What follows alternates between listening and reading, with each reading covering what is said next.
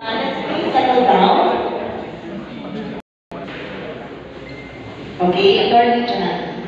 Good afternoon, everyone. I will be reading the message of our Secretary and the other Secretary sa Pagding of the Ready. Assalamualaikum warahmatullahi ta'ala wa barakatuhu. The National Commission on Muslim Filipinos is honored to be invited to this event entitled Halal Trade and Investment Opportunities.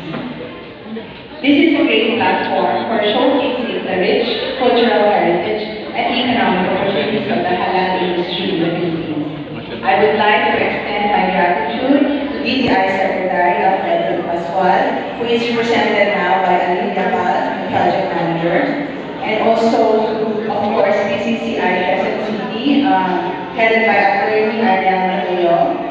Then we have earlier Chief Official Vice Mayor Carlos Soto, and also Intan Zafan of the Malaysian Embassy. Thank you so much, dear partners, for this unwavering support and commitment in promoting halal trade and tourism in our country. Indeed, this mutual support and solidarity demonstrate the most prominent features of a developed society from an Islamic perspective. Just recently, the NCMF awarded the certificates of 12 accredited halal certifying bodies to this commission. By awarding these certificates, we are affirming their commitment to ensuring that the halal products in the Philippines meet the highest standard under the Sharia law.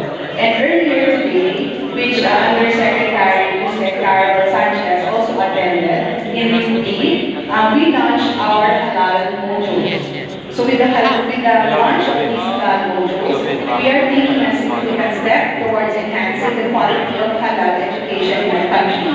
We are equipping our future leaders and practitioners with the knowledge they need to navigate the complexities of the halal industry.